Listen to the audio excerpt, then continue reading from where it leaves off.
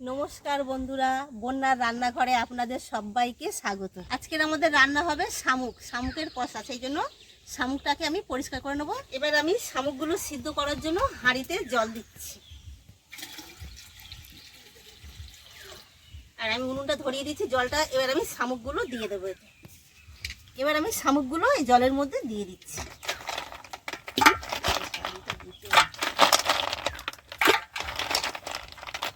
শামুকগুলো সিদ্ধ হয়ে গেছে, এবার আমি ঢেলে পরিষ্কার করে নেব।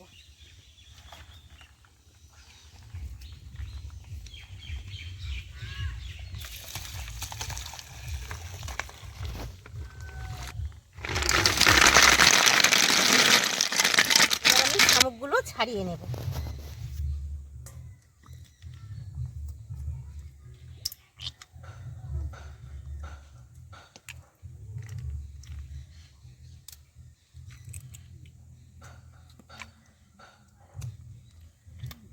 এইভাবে আমি সব শামুকগুলো ছাড়িয়ে নেব। আমার শামুকগুলো সব ছাড়ানো হয়ে গেছে, এবার আমি কেটে পরিষ্কার করে নেব।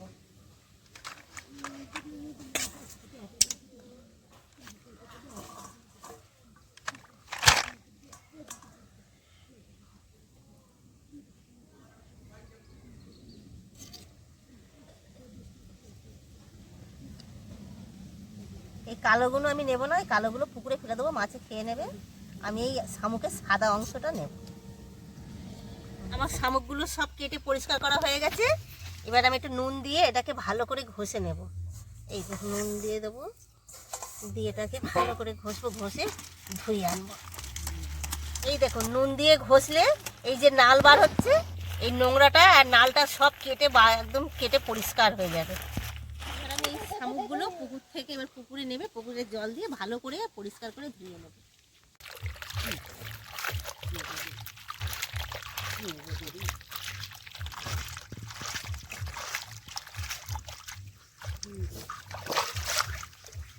শামুকগুলো আমার পরিষ্কার করে ধোয়া হয়ে গেছে। এবার আমি রান্নাঘরে যাচ্ছি।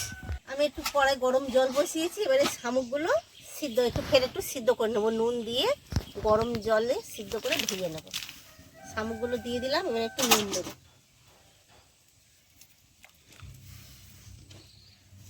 এবার একটু এটা সিদ্ধ করে নেব। আমার শামুকটা সিদ্ধ হয়ে গেছে, এবার আমি শামুকটাকে ঢেলে নেব। এই দেখুন, শামুকটা সিদ্ধ হয়ে গেছে, এবার আমি ঢেলে নিচ্ছি। এবার আমি শুকনো খোলায় জিরে মরিচ আর অল্প একটু চাল দিয়ে ভাজা করে নেব। এই চাল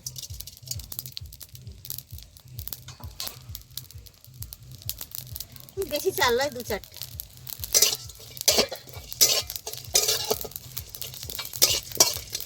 কড়াই তেল গরম হয়ে গেছে, এবার আমি পেঁয়াজ,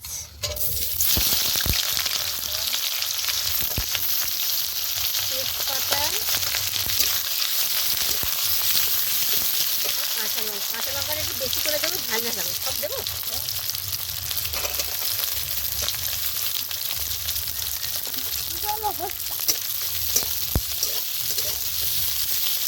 এবার আমি এর উপরে শামুকটাও দিয়ে দেবো। এটা বেশি লাল করবো না, কেন শামুকটা দিয়ে এটা ভাজা করে দেবো।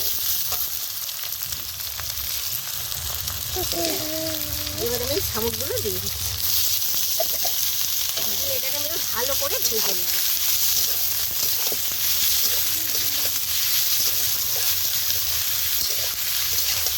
এই দেখুন, আমার শামুকটা ভাজা হয়ে গেছে।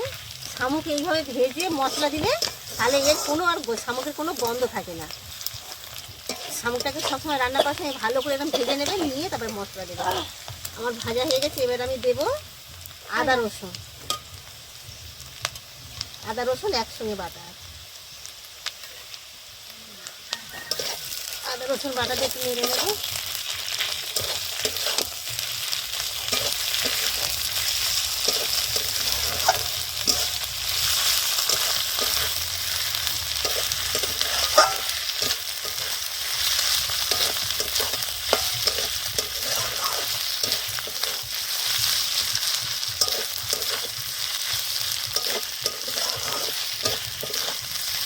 এবার আমি দেবো হলুদ গুঁড়ো,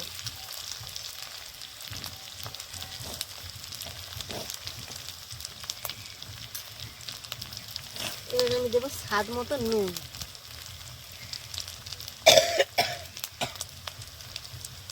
কালারের জন্য আমি কাঁচা লঙ্কা দিয়েছি, কালারের জন্য একটু কাশ্মীরি লঙ্কার গুঁড়ো দেবো।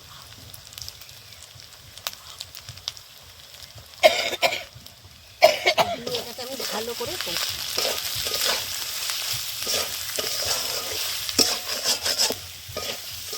মশলা দিয়ে ভালো করে নিয়ে নিচ্ছি। এবার আমি কষানোর জন্য অল্প করে জল দেবো। এবার এটাকে ভালো করে আমি কষিয়ে নেব।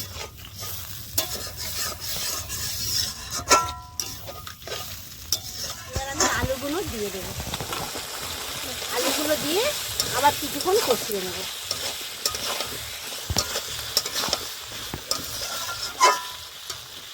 এই দেখুন আমার তরকারিটা কষানো হয়ে গেছে। দেখুন তরকারিতে তেল ছেড়ে দিয়েছে। এবার আমি তরকারিটা জল দিয়ে দেবো। এবার আমি তরকারিতে জল দিয়ে দিচ্ছি।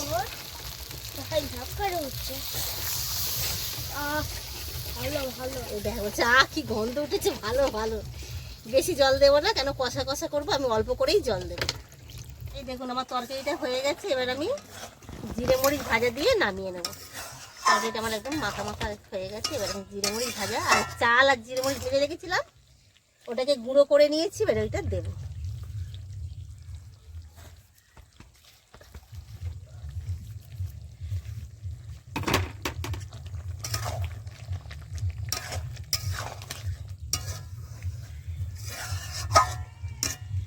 এবার আমি নামিয়ে নেবো। আমার তরকারিটা হয়ে গেছে। আমার রান্নাটা হয়ে গেছে। আমি কিভাবে শামুকটা রান্না করলাম আপনারা দেখেছেন। এইভাবে রান্না করে খেয়ে আমাকে কমেন্টে জানাবেন যে কেমন লাগলো আপনাদের।